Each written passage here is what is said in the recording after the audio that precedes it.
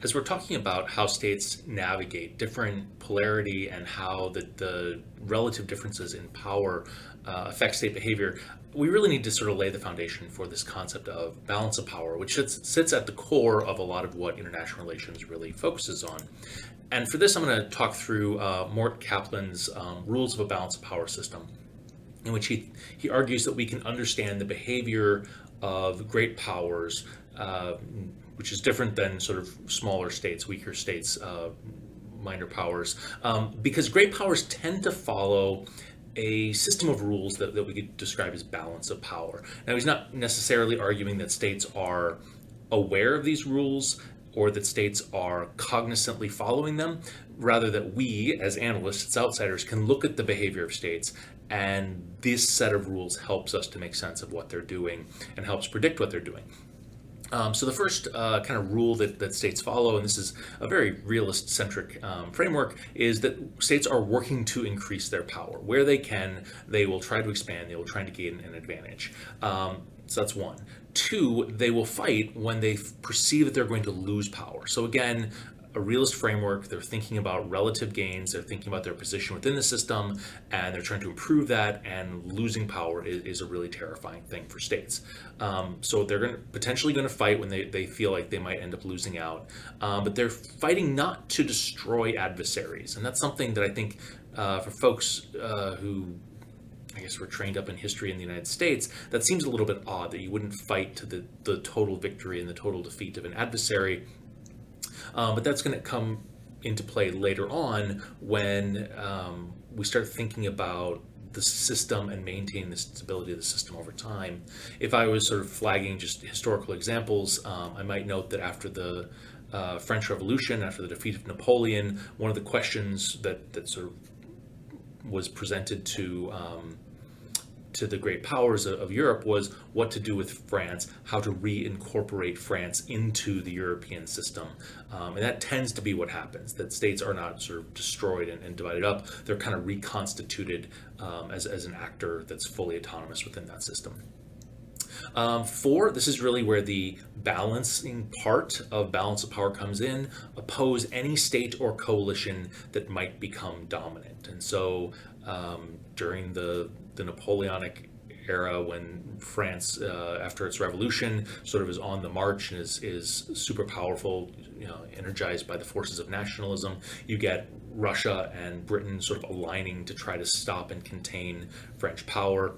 When Germany is finally unified at the later half of the 19th century, suddenly Germany's power within that European system is so great that France and Russia, who had been longtime adversaries, who had fought during the Napoleonic Wars and who had fought in the Crimean War against each other, suddenly realize that their interests are aligned because they're both threatened by Germany and Germany's rising power, and so they form an alliance to block or prevent German dominance on the continent. So there's that sort of sense that you should be opposing those who are gaining power and risk being in a position where they could dominate the entire system.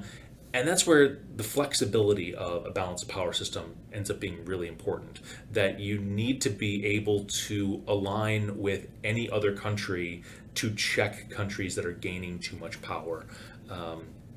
And so just like the example of France and Russia becoming allies against Germany, even though they had spent the previous 100 years fighting each other, that kind of flexibility is necessary for the system to operate. But it also means that there has to be enough other actors in the system that you have alternatives that you can go to, that there are states that you can reach out to, which is one of the reasons why you don't start gobbling up territory and eliminating actors. The system requires a level of flexibility, and as the flexibility starts disappearing, states may start looking outside of the system for new actors to come in. And so with World War I, Japan and the United States suddenly enter onto the stage as actors in the European system in ways that they hadn't in prior years, in part because that system was becoming increasingly rigid as fewer and fewer actors were able to operate, or didn't have the flexibility to switch alliances as needed to maintain a balance.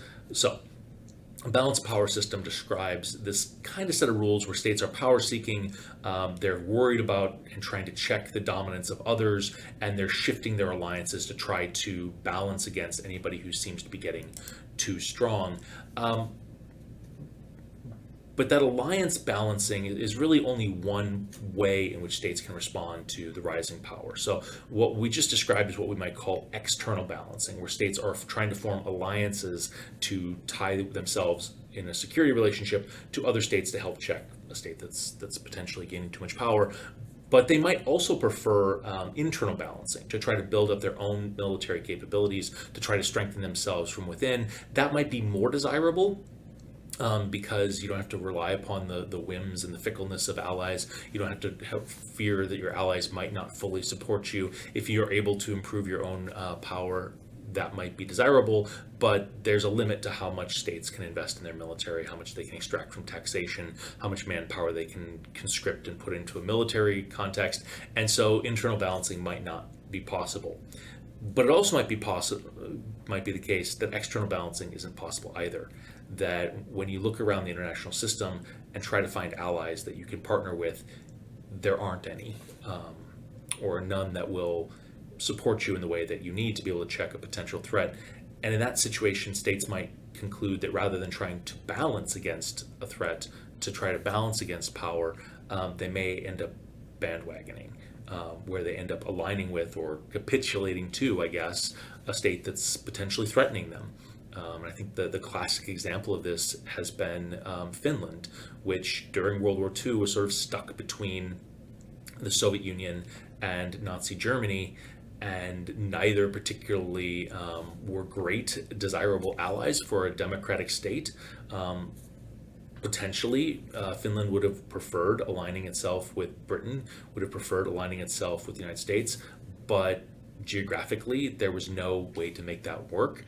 And as a result, Finland decided to align itself with Nazi Germany and fought with Nazi Germany against the Soviet Union after the Soviet Union invades Finland.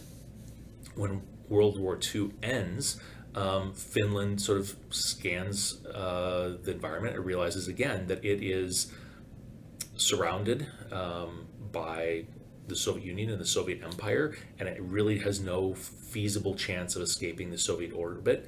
And so throughout the Cold War, Finland more or less abandons having an independent foreign policy that would be hostile or critical of the Soviet Union. It essentially falls into the Soviet Union's orbit.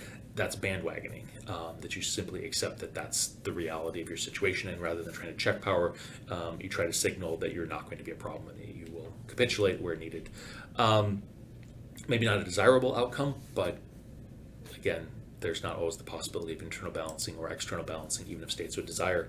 A final question that comes up when people are talking about balanced power theory is the question about who do you balance against, right? So initially the story is, that Mark Kaplan tells it, that you only balance against a state that's potentially in a position to dominate the system.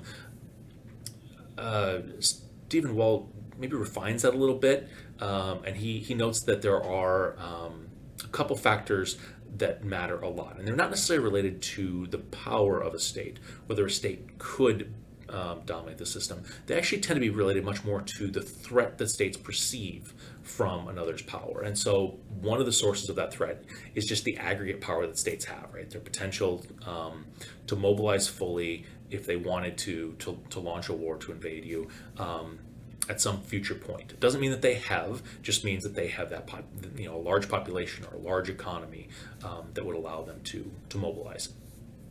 Proximity is another factor that states consider, right? A powerful state that's far away across oceans is far less of a threat than a powerful state that's sitting on your border. And so when you're thinking about, do I need to check this state? If they're close by, that's going to loom much larger in your calculation.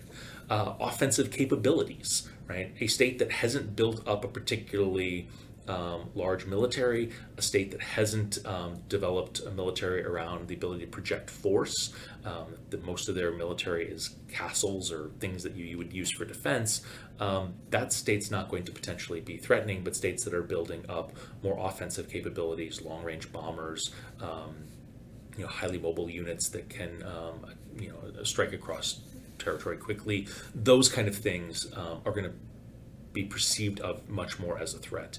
And then lastly, the offensive intentions, right? If a state says, I'm going to invade you, or your territory should be my territory, those kind of things are going to elevate threat perception and probably drive balancing behavior much more than states that are signaling, I want to, I have no desire to negotiate the relationship that we have.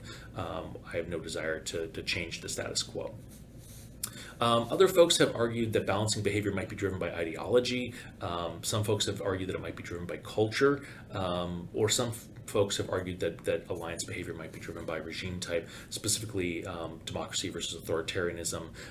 Stephen Wald is skeptical that any of those three really drive behavior in the long term. He thinks that threat perception is the primary driver of balancing behavior. We'll come back to this question a couple different times over the course of our analysis of international politics, but I think it's useful to have this sort of foundational piece of balanced power theory.